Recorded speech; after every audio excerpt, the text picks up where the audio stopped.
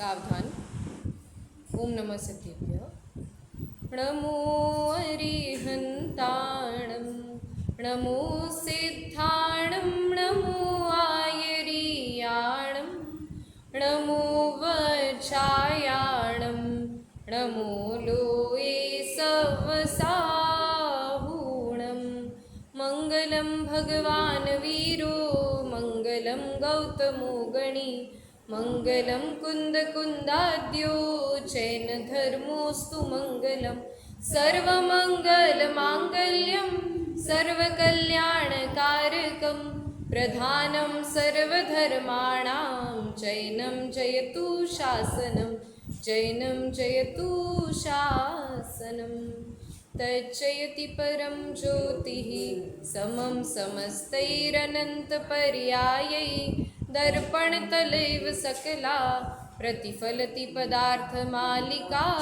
यत्र परमागमस्य बीजं निषिध्य जात्यन्धसिन्धुरविधानं, सकलनयविलसितानां विरोधमथनं नमाम्यनेकान्तम्।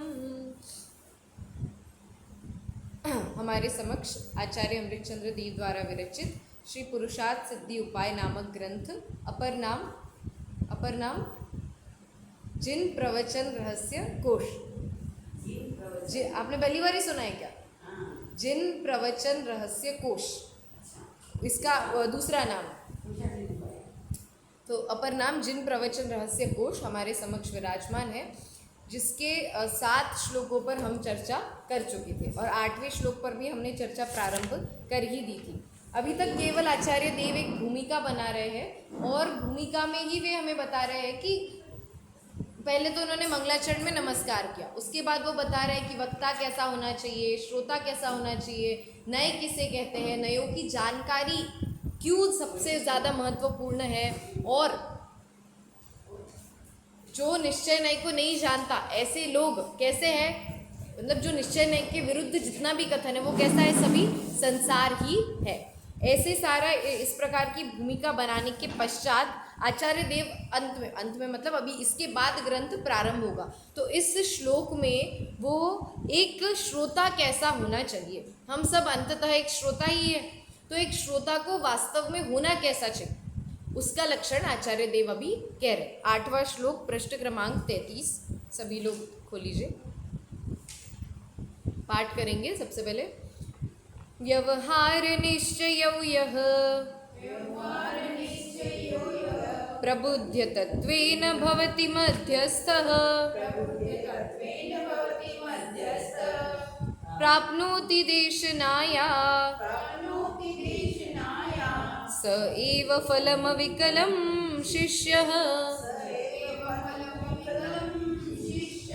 एक बार साथ में पाठ करते हैं। व्यवहार निश्चयो यः प्रबुद्ध तत्वेन भवति मध्यस्थः, प्राप्नोति देशनाया स एव फलमविकलं शिष्यः। देखिए क्या कह रहे, एक श्रोता का लक्षण कहते हुए आचार्य देव कहते हैं कि एक सबसे अच्छा श्रोता कौन होता है, तो वो श्रोता ही सबसे श्रेष्ठ कहलाएगा जो वस्तु स्वरूप से निश्चय और व्यवहार को अच्छी तरह जानता हो। वस्तु स्वरूप से जानता हो मतलब कि उसमें कोई भी भूल नहीं रहनी चाहिए, इसलिए कहा है तत्वेन, जो तत्व भगवान ने कहा है उस तत्व के साधन से, उस तत्व से निश्चय और व्यवहार का क्या स्वरूप है उसका अच्छे से जो जानकार हो वही क्या कहलाएगा, एक अच्छा श्रोता कहलाएगा। और उसको दिया गया उपदेश ही कैसा है, सफल है। बाकी जो व्यवहार और निश्चय को नहीं जानते उनके लिए दिया गया उपदेश कैसा होगा, निष्फल। और जो व्यवहार और निश्चय को अच्छी तरह से जानते हैं उनके लिए ही दिया गया उपदेश कैसा कहलाएगा, सफल उपदेश कहलाएगा। तो हमें देखना चाहिए कि क्या हमारे लिए उपदेश सफल है या निष्फल। ऐसा हमें जितना व्यवहार और निश्चय का ज्ञान है, और इसमें भी ज्ञान सिर्फ महत्वपूर्ण नहीं है, किसी एक नए का पक्षपात नहीं होना चाहिए। हम एक ही अपेक्षा को पकड़ के बैठ जाए तो हम कभी भी, हमारे लिए कोई भी उपदेश दे वो कभी भी सफल नहीं कहलाएगा। इसलिए दोनों नयों को जो अपनी लाइफ में बैलेंस करके उसका संतुलन लेके चलेगा वो ही सच्चा श्रोता कहलाएगा, सच्चा शिष्य वही कहलाएगा। हम अन्वयार्थ पढ़ के टीका प्रारंभ करेंगे। कल हमने मोक्ष मार्ग प्रकाशक से देखी थी चर्चा, आज इसी ग्रंथ से देखेंगे। देखिए अन्वयार्थ, जो जीव व्यवहार नय और निश्चय नय को वस्तु स्वरूप से यथार्थ रूप से जानकर मध्यस्थ होता है। एक और बात, मतलब बैलेंस रखता है, मतलब ना किसी एक का भी पक्ष नहीं रखता, तो मध्यस्थ रहता है, समता भाव जिसमें रहता है। अब जो अच्छी तरह से व्यवहार ने और निश्चय ने दोनों को भी जान लेगा, उसके मन में अपने आप समता भाव आ जाएगा, क्योंकि उसको दोनों का पता है ना कि निश्चय को कहाँ मुख्य करना है और व्यवहार को कहाँ मुख्य करना है। तो जहाँ और कथन की बात है तो कथन में मुख्य करेगा और अपने ज्ञान में तो दोनों को बराबर रखेगा, मतलब जो जैसा है उसको वैसा रखेगा। और इसकी वजह से उसकी लाइफ में इतनी समता आती है कि ना वो ज़्यादा प्रतिकूल परिस्थितियों में दुखी होगा, ना वो ज़्यादा अनुकूल परिस्थितियों में खुश होगा। ऐसा बैलेंस उसकी लाइफ में अपने आप आ जाता है। किससे? केवल नयों को जानने से। नयों को जानने का इतना बड़ा फायदा है कि हमारे अंदर क्या आ जाएगा, एक सबसे बड़ा समता भाव। और अंततः हमारा लक्ष्य भी यही है। अब अगर इस भव में, अब कहे इस जीवन में हमें सुख चाहिए, तो सुख चाहिए तो मतलब क्या चाहिए? एक समता भाव आ जाए, मतलब सुख आ जाए। कुछ भी हो जाए, हमारे में कोई चेंज नहीं आएगा, ज़्यादा खुशी नहीं होगी, ज़्यादा गम भी नहीं होगा। तो ऐसे ही हम शांत परिणामी रह सकते हैं, और इसी का नाम क्या है अभी के लिए? सुख, बस। तो यही कह रहे हैं कि व्यवहार और निश्चय को अच्छी तरह जानकर क्या होता है? मध्यस्थ होता है, अर्थात निश्चय नय और व्यवहार नय के पक्षपात से रहित होता है। वह ही शिष्य उपदेश का संपूर्ण फल प्राप्त करता है। उसी के लिए दिया गया उपदेश सफल उपदेश कहलाए। यहाँ तक। और टीका, हाँ, टीका से आज हम चर्चा करेंगे। देखिए टीका, यह व्यवहार निश्चयौ तत्वेन प्रबुद्ध मध्यस्थः भवति। जो जीव व्यवहार नय और निश्चय नय के स्वरूप को यथार्थ रूप से जानकर पक्षपात रहित होता है, स एव शिष्यः देशनायाः अविकलं फलं प्राप्नोति। वह शिष्य उपदेश का संपूर्ण फल प्राप्त करता है। यहाँ तक अपन ने, मतलब टीका में भी सामान्य अर्थ ही कहा गया है। भावार्थ में देखिए विशेष बात है, श्रोता में अनेक गुण होने चाहिए। अब अनेक गुणों की चर्चा हमने कल कर ली थी। सबसे पहला गुण क्या था? कल जो हमने चर्चा की थी उसमें सबसे पहला गुण क्या था?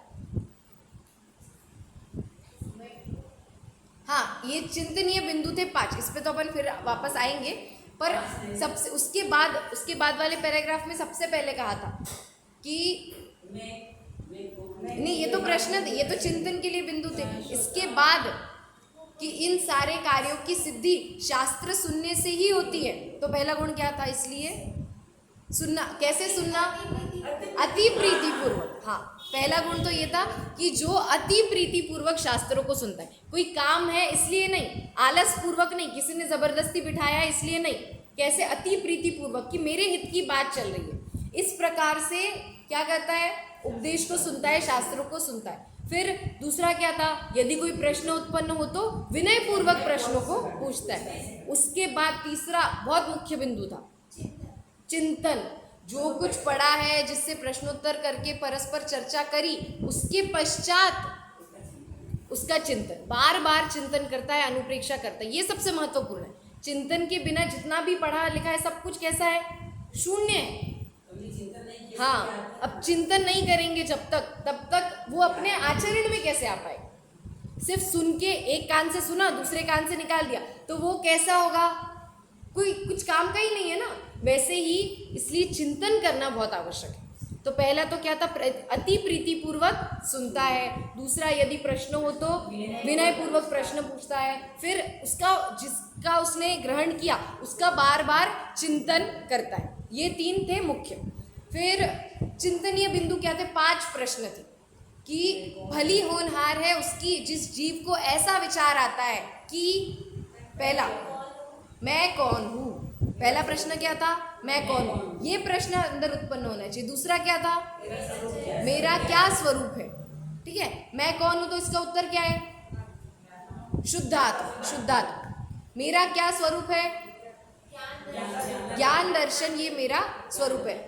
मतलब ये जो विभाव दिख रहा है वो मैं नहीं हूँ, ये जो शरीर की पर्याय दिख रही है वो मैं नहीं हूँ। मैं ना बेटी हूँ, ना मैं माँ हूँ, ना मैं पत्नी हूँ, ना मैं लड़की हूँ। ये कोई भी पर्याय मेरी पर्याय तो अपनी है, पर मेरा ये स्वरूप नहीं, मैं इस पर्याय से भी कैसा हूँ, भिन्न हूँ। ठीक है, मेरा यह चरित्र कैसे बन रहा है, हमारा जो चरित्र बन रहा है ये कैसे बन रहा है? क्या हमारे चरित्र में विभावों का मिश्रण है? क्या हमारे चरित्र में किसकी अधिकता है? क्या हम स्वभाव रूप अधिक परिणमन कर रहे हैं? क्या हम विभाव रूप अधिक परिणमन कर रहे हैं? ऐसा चिंतन, ये चरित्र कैसे बन रहा है, इसका विचार करना चाहिए।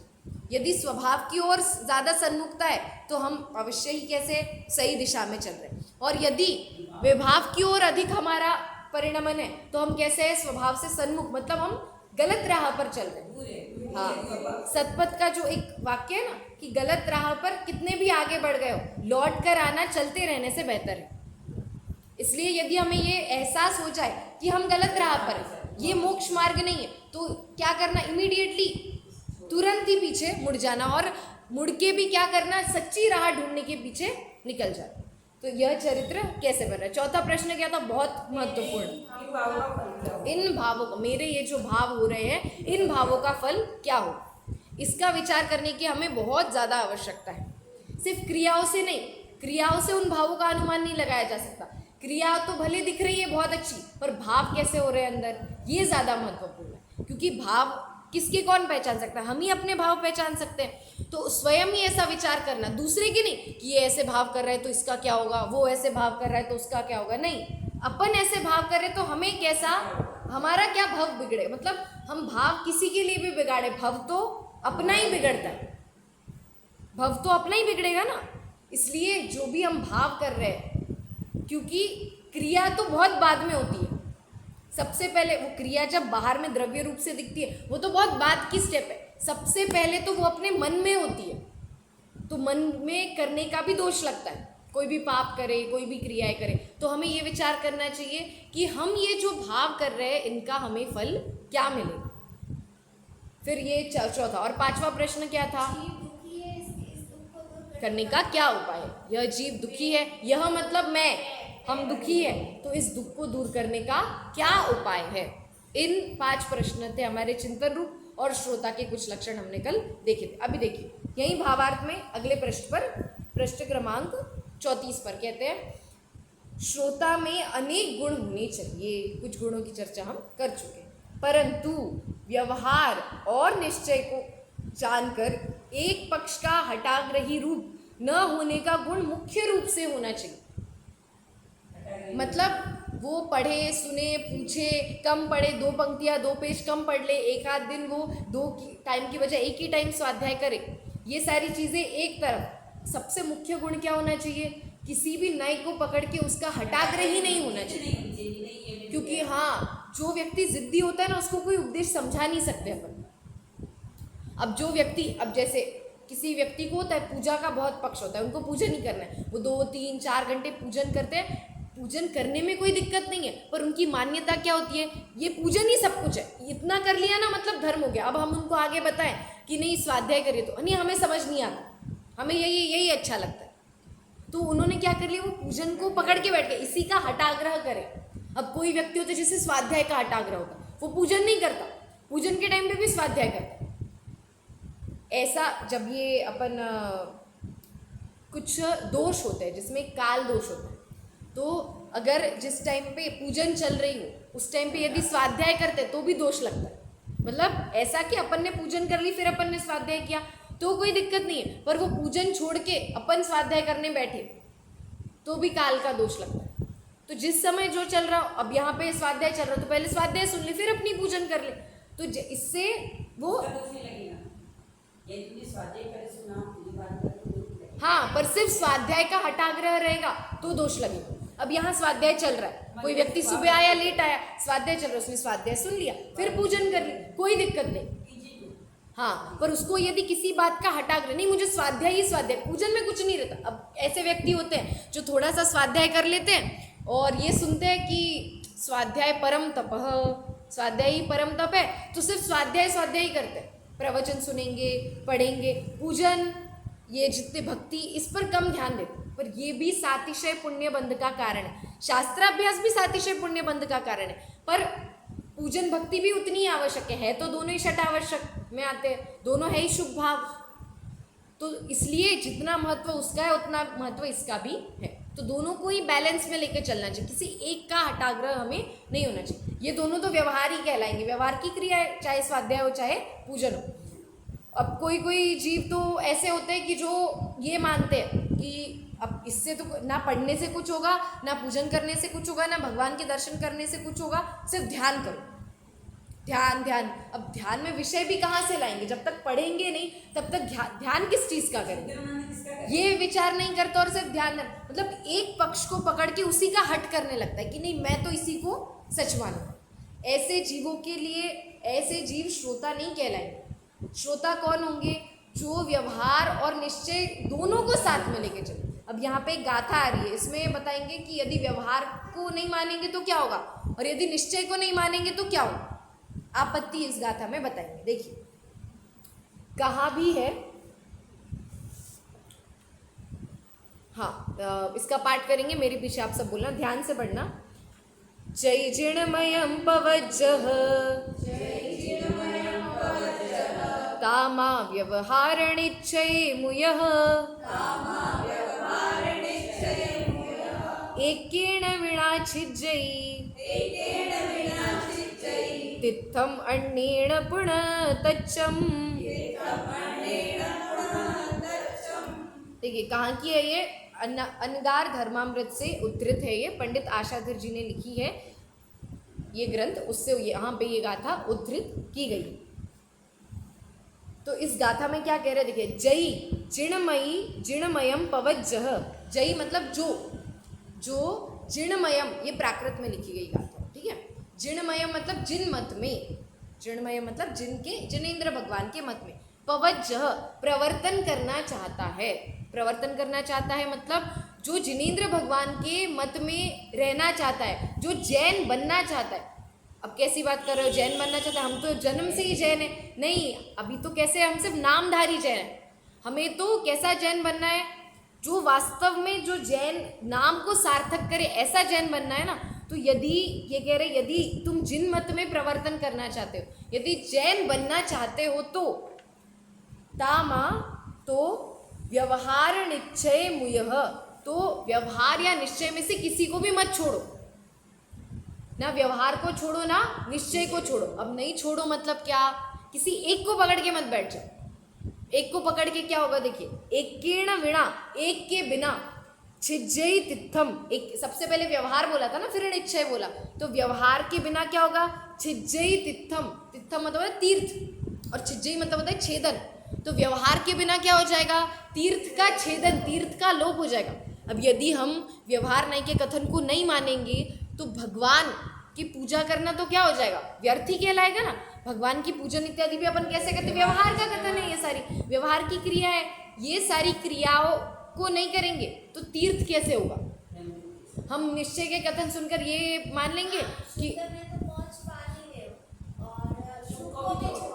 हाँ यही तो वो तो अपनी भावों की अपेक्षा, यहाँ नयों की इससे बात चल रही है। देखिए यदि हम व्यवहार को नहीं मानेंगे तो क्या हो जाएगा, तीर्थ का लोप हो जाएगा। जितनी प्रभावना इत्यादि के कार्य है या फिर जितने भी हमारे व्यवहार के कार्य दिखते हैं, ये सारे कार्य तो कैसे हो जाएंगे, गायब भी हो जाएंगे। हम निश्चय निश्चय निश्चय की बातें करते रहेंगे, हम कहेंगे कि अब धर्म की प्रभावना होनी है, जब होनी है तब होती रहेगी, हमें क्या करना है, हम तो अपने आत्मा का कल्याण करें।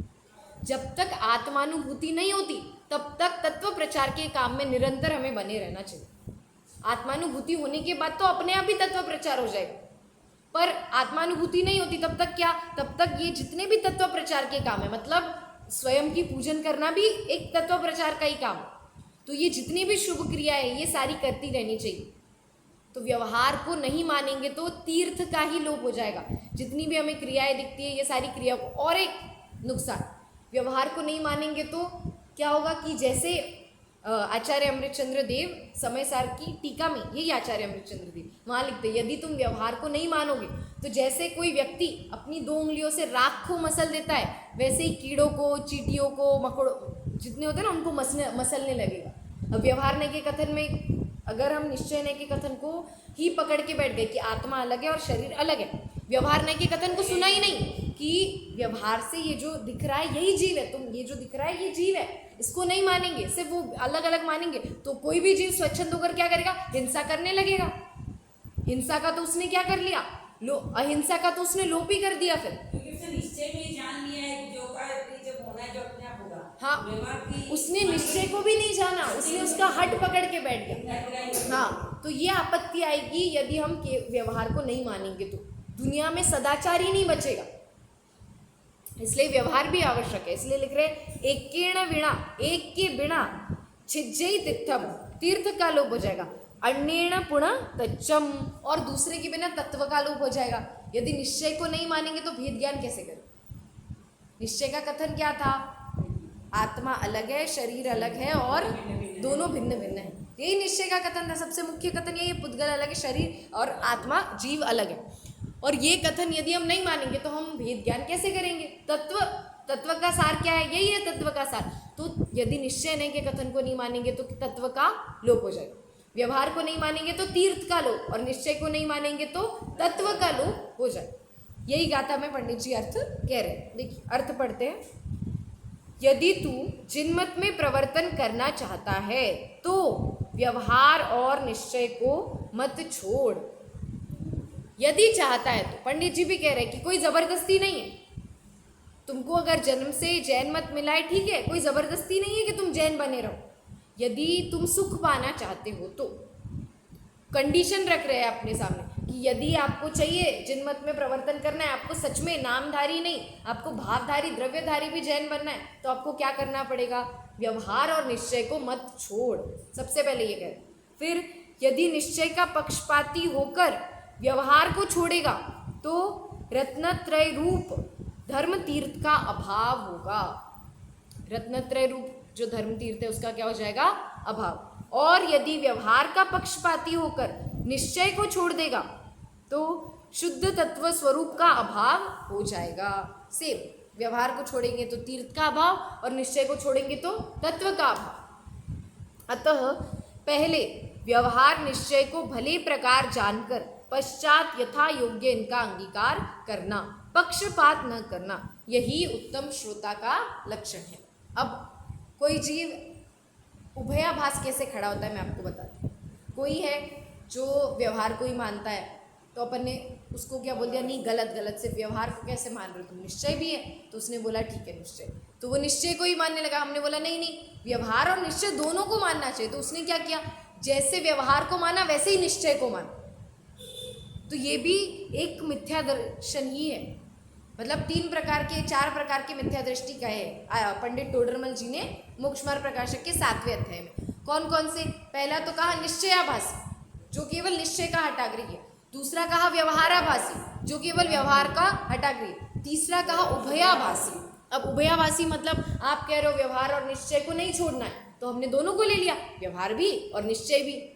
तो वो उसकी भूल क्या हो जाती है, आपने कहा ना दोनों को, तो हमने दोनों को ले लिया। अब क्या गलती हुई, अब उसकी गलती ये है कि जिस प्रकार निश्चय को माना वैसा ही सेम पोजीशन उसने क्या दी, व्यवहार को। अब निश्चय को तो कैसा मानना था निश्चय को नहीं, निश्चय को कैसा मानना था कि यही सच है, ऐसा मानना था। और व्यवहार को क्या मानना था कि ये सच नहीं है, किसी कारण से ऐसा कहा जा रहा है, कोई कारण है इसलिए ऐसा कहा जा रहा है, ऐसा मानना था। इसको क्या कहते हैं, सम्यक श्रद्धा। और उसने क्या किया, निश्चय को भी सच्चा माना और व्यवहार को भी, दोनों भी सच्चे। तो ये भी क्या हो गया, उभयाभास। तो ये भी एक मिथ्या दर्शन का ही प्रकार। तो उसको तो यही मानना है ना कि निश्चय तक जाने के लिए मुझे व्यवहार करके जाना है। हाँ, ये तो बात की स्टेप है, पहले निश्चय क्या और व्यवहार क्या है उसको तो अच्छे से जान ले। व्यवहार वो तो समझ गया है ना। हाँ, नहीं वो ये नहीं समझ रहा है, वो क्या दोनों को एक दर्जा दे रहा है, व्यवहार को भी और निश्चय को भी। उसको ये जानना था कि निश्चय मेरे लिए हितकार है, और आपने जो कहा भाई व्यवहार से निश्चय तक हम पहुंच सकते हैं, ये उसको समझना था कि जब तक मैं निश्चय में नहीं पहुंच रहा तब तक मुझे व्यवहार का सहारा लेना पड़ेगा, पर वो व्यवहार को छोड़ना भी पड़ेगा, ये उसने नहीं समझा। ये उसकी सबसे बड़ी क्या रही, भूल रही। तो इस प्रकार चौथा होता है सम्यक्त्व सन्मुख मिथ्या दृष्टि। ऐसा मिथ्या दृष्टि जिसको बस अभी सम्यक दर्शन होने ही वाला है, पर अभी तक तो मिथ्या दृष्टि है ना। वैसे 4 प्रकार के मिथ्या दृष्टि जीव का है।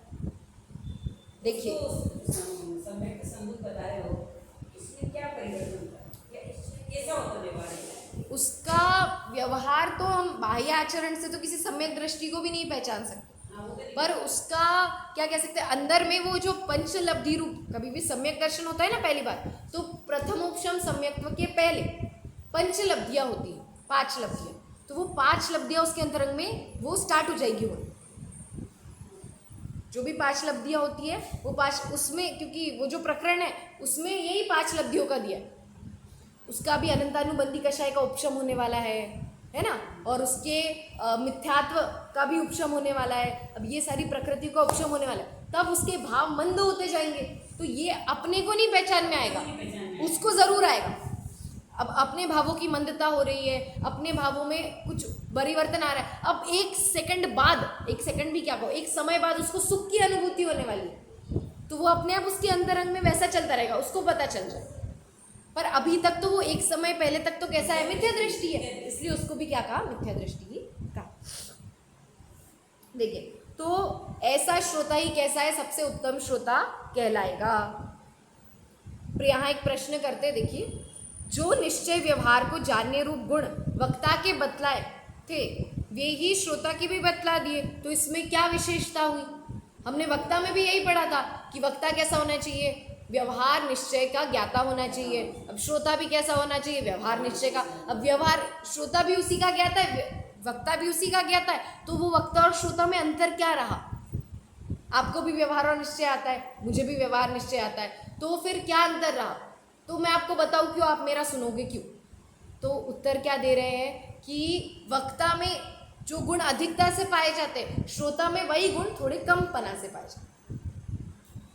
राह तो एक ही है अपनी, वक्ता कैसा थोड़ा आगे निकल चुका है और श्रोता थोड़ा पीछे है, यही कह रहे हैं ना, वक्ता में गुण थोड़े अधिकता से पाए जाते हैं और श्रोता में थोड़ी हीनता पाई जाती है, तो उस हीनता को अधिकता में परिवर्तित करने के लिए वो वक्ता के पास आता है। बस यही उसका उत्तर है, यही विशेषता है। वहां भी व्यवहार निश्चय का, यहाँ भी व्यवहार निश्चय का, पर विशेषता क्या है, अधिकता और कमी। देखिए उत्तर पढ़ते हैं, जो गुण आधिक्य रूप से वक्ता में हो, वही गुण हीनता रूप से थोड़े अंशों में श्रोता में भी होना चाहिए। हाँ, वही श्रोता में होना चाहिए। इस प्रकार वक्ता और श्रोता का वर्णन किया। अभी तक तो बस एक भूमिका चल रही थी, वक्ता कैसा है, श्रोता कैसा है, प्रतिज्ञा, नए, मंगलाचरण, सब 8 श्लोक तक यही। ग्रंथ वास्तव में तो अब प्रारंभ होगा, 8 श्लोक के पश्चात ग्रंथ। अभी ये तो हमारी कल तक की चर्चा ही थी, कल हमने श्रोता का स्वरूप, तो आज हमने उसे पूर्ण किया। अब वास्तव में ग्रंथ शुरू हो रहा है, तो ग्रंथ के शुरू करते ही, ग्रंथ का नाम क्या है, पुरुषार्थ सिद्धि उपाय। पहले ही श्लोक में, मतलब अब यहाँ से अपन कंसिडर करिए पहला श्लोक, तो यहाँ पे पहले श्लोक में आचार्य देव कहेंगे पुरुष किसे कहते हैं, इस पे ही चर्चा पूरी। पुरुष का लक्षण क्या है, वास्तव में क्या लक्षण है और क्या लक्षण नहीं है, ऐसी चर्चा आचार्य देव कहाँ करेंगे, इस श्लोक में करेंगे। हम जिसे पुरुष समझते थे, क्या वो पुरुष है? हम जैसा आत्मा का स्वरूप समझते थे, क्या वैसा ही है? और दोनों भी प्लस और माइनस, पॉजिटिव नेगेटिव दोनों रूप से कहेंगे कि कौन से गुण है पुरुष में और कौन से गुण नहीं। इस प्रकार इस पहले श्लोक में आचार्य देव अनेक विशेषणों के साथ पुरुष का वर्णन करेंगे, क्योंकि पुरुष के अर्थ की सिद्धि का उपाय हमें इस ग्रंथ में बताया है ना, तो सबसे पहला जो शब्द है उसका ही अर्थ हमें अच्छे से पता होना चाहिए ना। अब ग्रंथ तो पढ़ रहे हैं, पर ग्रंथ का नाम ही क्या अच्छे से, उसका क्या भावभाषण ही हमें यदि नहीं है, तो हम ग्रंथ क्या पढ़ेंगे? इसलिए सबसे पहले क्या बता रहे हैं, अभी ग्रंथ प्रारंभ हो चुका है। देखिए अब ग्रंथ का वर्णन करते हैं। पंडित टोडरमल जी ने जो टीका लिखी है, उन्होंने लिखा है कि अब ग्रंथ का वर्णन प्रारंभ करते हैं। इस ग्रंथ में पुरुष के अर्थ की सिद्धि का उपाय बताएंगे। प्रथम ही पुरुष का स्वरूप कहते हैं, सबसे पहले पुरुष का स्वरूप कहते हैं। अब ये जो ग्रंथ का पहला अधिकार है, सम्यक दर्शन अधिकार, वो 20 क्रमांक के श्लोक से प्रारंभ होगा। 19वें श्लोक तक भी ये पीठिका ही जमाएंगे। हाँ, अभी तक तो ये एकदम बेसिक भूमिका थी। किसी भी ग्रंथ को पढ़ने के पहले आपको इतना पता होना चाहिए।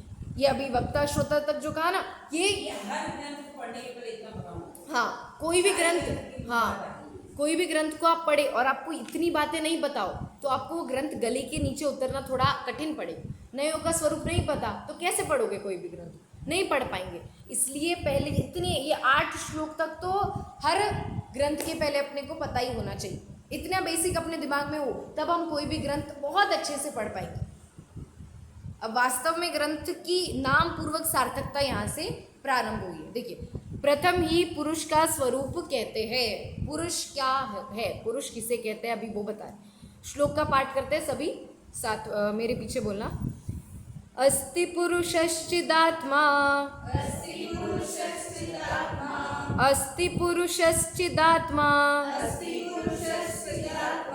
विवर्जितः स्पर्शरसगन्धवर्णैः, गुणपर्यय संवेतः, गुणपर्यय संवेतः, समाहितः समुदय व्यय द्रव्यैः, समाहितः समुदय व्यय द्रव्यैः। देखो, 3 इसमें अपन 4 पद होते हैं किसी भी श्लोक में, तो इसके 4 पद में 4 नई बातें कही है। देखिए, पहला पद देखते हैं। अस्ति पुरुषः चिदात्मा, पुरुषः चिदात्मा अस्ति।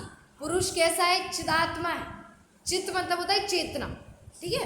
तो पुरुष की डेफिनेशन बता रहे, क्या है पुरुष? मतलब कि जो चैतन्य स्वरूप आत्मा है वही पुरुष है, ठीक है। विस्तार पूरा भावार्थ और टीका में तो बहुत विस्तार है, विस्तार पूर्वक अच्छे से भावार्थ लिखा गया है, उसमें करेंगे चर्चा। सामान्य रूप से शब्दों से अर्थ देखेंगे। अस्ति मतलब है, ठीक है।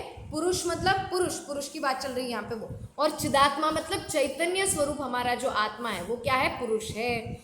फिर कह रहे विवर्जित, विवर्जित मतलब नहीं है, नहीं होता, जिसमें अभाव होता है। किसका अभाव होता है? स्पर्श रस गंध और वर्ण का अभाव। स्पर्श रस गंध और वर्ण किसमें नहीं होते? पुरुष की बात चल रही है, तो पुरुष में स्पर्श नहीं होता, रस नहीं होता, गंध नहीं होता और वर्ण भी नहीं होता। आत्मा को आप छू नहीं सकते, आत्मा को आप चख नहीं सकते, आत्मा की आप गंध नहीं ले सकते। आत्मा का कोई कलर नहीं है, ना गोरा काला पीला नीला, कोई कलर नहीं है आत्मा का, ऐसा आत्मा होता है। फिर गुण पर्याय संवेतः, संवेतः मतलब जिसमें जो उससे समाहित है, जो उसके अंदर है, क्या है उस आत्मा के अंदर? गुण और पर्याय।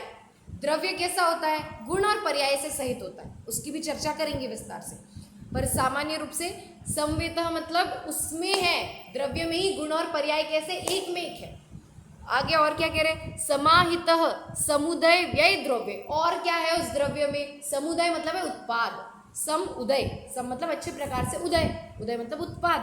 तो उत्पाद व्यय और द्रव्य से जो संयुक्त है, जो जिसमें उत्पाद व्यय और द्रव्य पाया जाता है, ऐसा पुरुष। 4 पद में 4 ऐसे विशेषण कह दिए जिन पे कितनी चर्चा करो कम, इतने बड़े बड़े अपने पास हर एक इसके लिए। कहाँ पे? तत्वार्थ सूत्र, गुण पर्याय संवेतः, याद कीजिए, गुण पर्यायवत् द्रव्यम, 5वें अध्याय का सूत्र। फिर उत्पाद व्यय द्रव्य युक्तम सत, सत द्रव्य लक्षणम, तो उत्पाद व्यय द्रव्य वाला सत होता है, ये भी। फिर वहाँ का है स्पर्श रस गंध वर्णवंतः पुद्गलः, पुद्गल क्या कहती है? जीव से भिन्न कह दिया ना। तो ये सारी चर्चा भी कैसी है? डायरेक्ट अपने को सूत्रों में। अब इन सूत्रों की व्याख्या कितनी बड़ी है, तो इन सूत्रों पे कितनी टीकाएं लिखी गई है? सर्वार्थ सिद्धि सबसे पहली टीका, फिर राजवार्तिक, फिर श्लोक वार्तिक, फिर ये इतनी टीकाएं तो हमें अभी तक प्रसिद्ध है। और भी बहुत सारी टीकाएं लिखी है तत्वार्थ सूत्र पर, ये मोक्ष शास्त्र भी उसी की टीका है।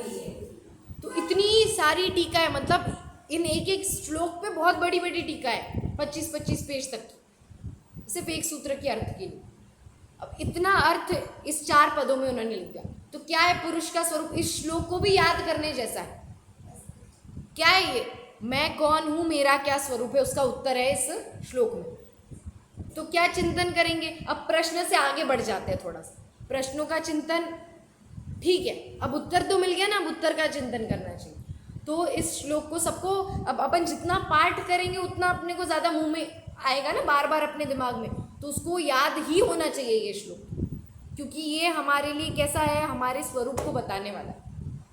देखिए, वापस एक बार पाठ करते हैं। अस्ति पुरुषश्चिदात्मा, अभी अर्थ जान लिया ना, तो अभी अर्थ और अच्छे से ख्याल में आएगा आपको। देखिए, अस्ति पुरुषश्चिदात्मा विवर्जितः स्पर्श रस गंध वर्णैः, विवर्जितः स्पर्श रस गंध वर्णैः, गुणपर्यय संवेतः, गुणपर्यय संवेतः, समाहितः समुदय व्यय द्रव्यैः, समाहितः समुदय व्यय द्रव्यैः। देखिए अन्वयार्थ देखते हैं। पुरुष अर्थात आत्मा चेतना स्वरूप है। आत्मा कैसा है? चेतना स्वरूप। चेतना मतलब होता है ज्ञान। चेतना मतलब ज्ञान दर्शन के परिणामन को चेतना कहते हैं। तो आप ये ले लीजिए ज्ञान, सामान्य रूप से ज्ञान मतलब चेतना। तो आत्मा कैसा है? ज्ञान रूप है, ज्ञान स्वरूप है आत्मा। फिर स्पर्श रस गंध और वर्ण से रहित है। लोक में आत्मा का कलर क्या समझा जाता है? सफेद। आत्मा का कोई भी किसी को बोल दे आत्मा, तो क्या उसके दिमाग में आएगा? कोई सफेद सफेद सी चीज होगी, ऐसी आत्मा। पर आत्मा का कोई भी वर्ण नहीं होता। आत्मा को कोई भी छू भी नहीं सकता, और आत्मा का कोई भी गंध भी नहीं होती ना। आत्मा को कोई आत्मा का रस नहीं होता, मतलब आत्मा में वो रस नहीं होता जिससे इस पुद्गल रसना से आप चख सको। उसका रस तो अलग ही है, वो अतीन्द्रिय स्वरूप है। जो आत्मा है उसका रस आनंद है, पर वो रस वैसा नहीं है जैसा हम अपने व्यंजनों का रस होता है। उसका रस अलग जाति का है, और ये जो स्पर्श रस वाला है ये रस अलग जाति का है। तो आत्मा में क्या नहीं है? स्पर्श रस गंध और वर्ण से आत्मा कैसा है? रहित है। और गुण और पर्याय सहित है। आत्मा में गुण और पर्याय। गुण मतलब क्या होता है कि जो द्रव्य के संपूर्ण भागों एवं संपूर्ण अवस्थाओं में पाया जाए, उसे क्या कहते हैं? गुण। कोई भी द्रव्य, कोई भी वस्तु हो, उस वस्तु में गुण तो होता ही है। बिना गुण के कोई भी वस्तु नहीं पाई जाती। और गुण भी कैसा होता है? उसके संपूर्ण भागों में, एक एक भाग में। आप कौन सा उदाहरण सबसे प्रसिद्ध? अपना शक्कर। शक्कर के एक दाना ले लो आप, छोटा सा दाना। शक्कर के एक दाने को यहाँ से देखो, यहाँ से देखो, हर दाने में बराबर मिठास भरी है। ऐसा नहीं कि इस दाने में कम मिठास है, मतलब दाने के एक कोने में ज़्यादा मिठास है और एक कोने में कम मिठास है। दोनों साइड पे बराबर मिठास है, मतलब वो मिठास वाला गुण उसमें हर तरफ है, हर भाग में है और सब अवस्थाओं में। मतलब उसको अगर अपन बारी पीस दे तो भी क्या हो जाएगा? मीठी रहेगी। उसकी चाशनी बना दे तो भी मीठी रहेगी। उसको यदि शक्कर दूध में डाल दे तो भी मीठी रहेगी। शक्कर किसी भी अवस्था में जाए कैसी रहती है? मीठी। अपना गुण नहीं छोड़ती। मिठास का गुण कैसा इसलिए कहा जाता है? गुण क्या होता है? जो संपूर्ण भागों में और संपूर्ण अवस्थाओं में पाया जाए उसे क्या कहते हैं? गुण। ठीक है। और पर्याय क्या है? उस अवस्था का नाम ही पर्याय है। उसकी जो चाशनी रूप, उसकी जो पिसी हुई रूप, या उसकी जो दाने रूप पर्याय थी, जो अवस्था थी, दशा थी, हालत थी, उसको क्या कहते हैं? पर्याय। ये होता है गुण और पर्याय। इतनी सिंपल बात है, द्रव्य गुण पर्याय। कभी कभी ये विषय सुन के लगता है बहुत कठिन विषय होगा, द्रव्य गुण पर्याय, पर बहुत सामान्य सा विषय। इसी को आत्मा में घटित कर दे तो आत्मा द्रव्य है। आत्मा में क्या गुण है? ज्ञान। तो कहाँ कहाँ ज्ञान है? यहाँ से बुद्धि है, यहीं ज्ञान होगा। यहाँ क्या ज्ञान? यहाँ हर जगह आत्मा के असंख्यात प्रदेशों में प्रत्येक प्रदेश पे अनंत गुण है। एक एक प्रदेश पे अनंत गुण है। प्रत्येक प्रदेश पे ज्ञान है। ज्ञान नहीं होता तो ये यहाँ कैसे हमें पता चल रहा है कि यहाँ फील कैसे हो रहा है? मैंने टच किया है, हमारा कैसे फील हो? यहाँ पर जो आत्मा के प्रदेश है इस वहाँ भी ज्ञान। यहाँ बुद्धि है वो बात अलग है, वो तो शरीर की आकृति है ना। ज्ञान तो सर्वव्यापी है। उस पैर की नीचे की टोक से लेके ये ऊपर तक हर जगह क्या है? ज्ञान व्याप्त है। ज्ञान क्या? दर्शन, सुख, वीर्य, जितने भी गुण है सब कहाँ है? पूरे आत्मा में फैले हुए। और पर्याय मतलब क्या? ये तो गुण हो गए आत्मा के। और पर्याय मतलब जो भी अवस्था है आत्मा की। अब स्थूल रूप से देखें तो ये मनुष्य अवस्था, मनुष्य में भी स्त्री पुरुष, उसमें भी अपन जितने जोड़ लो, बेटी हो आप, स्टूडेंट हो, कोई टीचर है, कोई माँ है, कोई पिता है, ऐसी अवस्था है सारी। और सूक्ष्म रूप से देखे तो मतलब मैंने हाथ यहाँ से यहाँ किया ना, इसने में अनंत पर्याय हो गए, सिर्फ इतने में ही अनंत पर्याय हो गए। तो ये सारी एक पर्याय थी, एक समय पे एक पर्याय होती है। पर्याय निरंतर बदलने वाली है ना, हाँ। एक शब्द में इस बिना पर्याय तो रहते ही नहीं, कोई नहीं रहता, कोई भी द्रव्य बिना पर्याय के नहीं रहता। प्रतिस्पर्धा बदलने वाली है। हाँ, तो ये गुण और पर्याय की चर्चा। और फिर उत्पाद व्यय और द्रव्य से युक्त है, मतलब अब ये जो है उत्पाद व्यय द्रव्य, उत्पाद और व्यय किस में होता है, इससे हमें पर्याय का भी अंदाजा लग जाता है। कैसे कि कोई भी वस्तु है उसमें निरंतर नई पर्याय आती है, पुरानी पर्याय जाती है, एक समय भी ऐसा नहीं होता कि उसमें उत्पाद व्यय नहीं हो। स्थूल रूप से देखें तो जैसे हमने ये उंगली है, ठीक है, उंगली अभी सीधी, तो उंगली की मैंने टेढ़ा कर दिया, तो उंगली की टेढ़े रूप पर्याय का क्या हो गया, उत्पाद, और सीधे रूप पर्याय का क्या हो गया, व्यय। पर उंगली तो उंगली रही, उंगली बदली क्या, नहीं, उंगली तो उंगली रही, तो ये क्या हो गया, द्रव्य। ये क्या हुआ, द्रव्य। जैसे आम का उदाहरण, जैसे आम का हमने बनाया रस, आम रस बनता है, तो आम रस बनाया, तो पहले तो आम कैसा था, जैसा हमारा आम होता है बिना छिला हुआ प्रॉपर, अब आम को हमने प्रॉपरली बना के उसका रस बनाया, तो आम की फल रूप अवस्था से फल रूप अवस्था का व्यय हुआ, मतलब फल रूप अवस्था का नाश हुआ, और रस रूप अवस्था का क्या हो गया, उसका उत्पाद हो गया। पर आम तो आम ही रहा ना, क्या पलटी है, सिर्फ अवस्था। उत्पाद व्यय होता है पर्याय में, और द्रव्य क्या रहते, द्रव्य और गुण कैसे रहते, द्रव्य। ठीक है, ज्ञान की पर्याय निरंतर बदलती रहती है, पर उसमें भी ये जो आत्मा है वो कैसा रहता है, नित्य। जब भी, अब जैसे ये हमेशा अपन सोचते हैं ना कि आत्मा को अनित्य भी कह रहे हैं, नित्य भी कह रहे हैं, तो अपेक्षा तो है ही, प्रयोजन भी है। क्या प्रयोजन है कि हमें अनित्यता क्यों बताई जाती है, हमें जब किसी चीज़ का ऐसे रियलाइजेशन होता है ना, ऐसा एहसास होता है कि ये चीज़ हमारे साथ हमेशा नहीं रहेगी, तो हमारा उसके प्रति राग कम होने लगता है।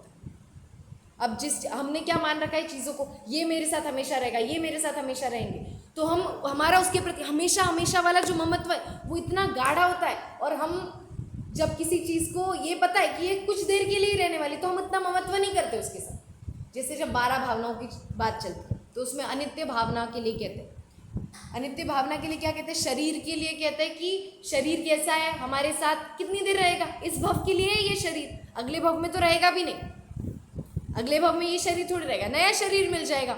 तो वहाँ क्या दिखा रहे हैं, शरीर का अनित्यपना दिखाते हैं, क्यों, उससे ममत्व छुड़ाने के लिए। ये कितनी साथ देगा तुम्हारा, तुम कैसे हो, तुम हमेशा से और हमेशा तक रहोगे, और ये शरीर अभी मिला है और अभी तुम्हारा साथ भी छोड़ देगा। दूसरी बात, अगर तुम्हारे साथ भी है, तुम इसे इतना अपना मानते हो, ये कितनी तुम्हारी सुनता है थोड़ी भी, कितनी सुनता है, कुछ भी नहीं सुनता। किसी दिन हम उससे कहे कि आज बुखार आ गया, तो आज हमें बहुत इंपॉर्टेंट मीटिंग थी, बुखार आया शरीर को, आज नहीं कल बुखार आओ, आज मेरी इंपॉर्टेंट मीटिंग है, सुनेगा क्या शरीर, हमारे सुनता ही नहीं है। तो जिससे हम हमेशा एक व्यवहार कैसा रखते हैं हम अपने लोक में, कि जिसके प्रति हम कुछ उपकार करते हैं, हम उससे भी अपेक्षा रखते हैं ना कि वो भी हमारे प्रति कुछ करे, वरना, और एक टाइम तक तो हम उसके लिए करते भी रहेंगे, पर एक पॉइंट तो ऐसा आएगा जिस पॉइंट पे हम ये ख्याल करेंगे, यार ये तो हमारे बारे में सोचता ही नहीं, हम क्यों इसका करें। पर शरीर का आप देखिए, जन्मे मतलब अनादि से ही शरीर मिल रहा है, पर अभी इस भव की बात करें, जब से हमने जन्म लिया है तब से इस शरीर के लिए क्या क्या नहीं किया, सब कुछ किया।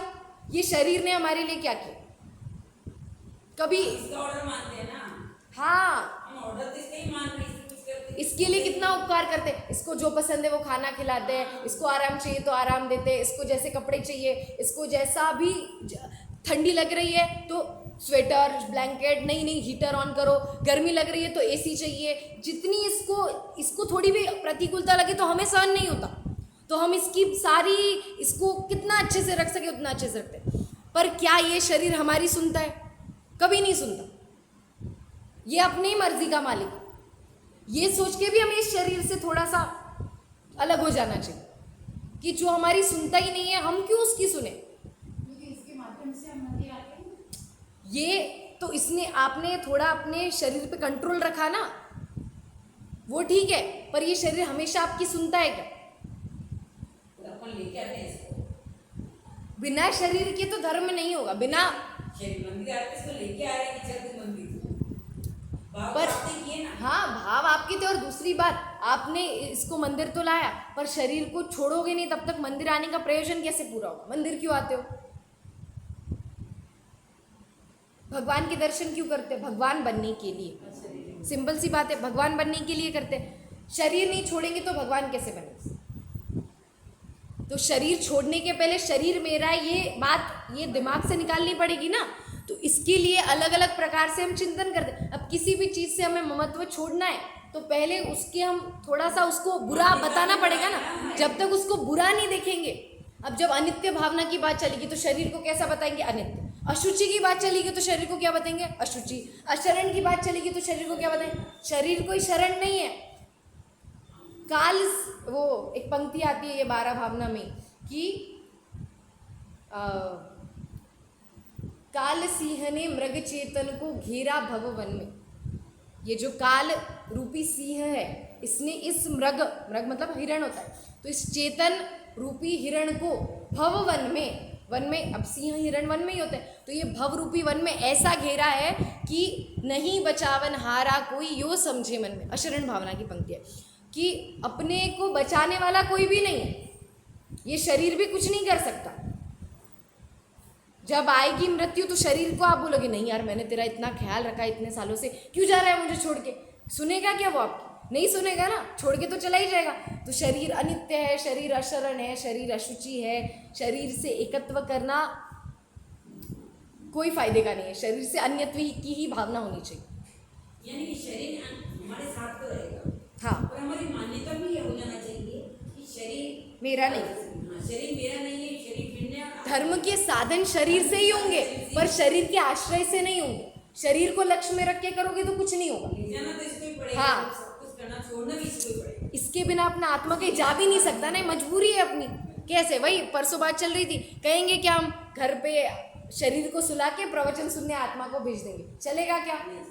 या फिर अभी मैच चल रहा है तो मैच देखने आपका शरीर बैठ जाए और अभी यहाँ पे आत्मा के सुन ले। आत्मा के हित की बात है ना, शरीर के हित की बात थोड़ी है। तो आत्मा ऐसा नहीं चलता, दोनों साथ में ही रहते हैं। इसलिए हमें इसका सहारा भी लेना पड़ता है। पर सहारा लेते हुए भी क्या कि ये अच्छा नहीं। कभी कभी ऐसे भी लोगों से काम निकलवाने पड़ते हैं ना कि जिनके बिना काम नहीं होते, पर उनकी हेल्प लेना भी अच्छा नहीं लगता। तो बस ये यही बात है शरीर के साथ। तो इसलिए क्या कह रहे हैं कि गुण कैसा है हमारा आत्मा? 4 विशेषण है। पहला तो क्या है? चैतन्य स्वरूप है। दूसरा क्या है? स्पर्श रस गंध वर्ण से रहित है। फिर गुण पर्याय वाला है और उत्पाद व्यय से संयुक्त है, उत्पाद व्यय और द्रव्य युक्त है। ठीक है, इस श्लोक को तो याद ही करना, मैं तो आग्रह से कह रही हूँ।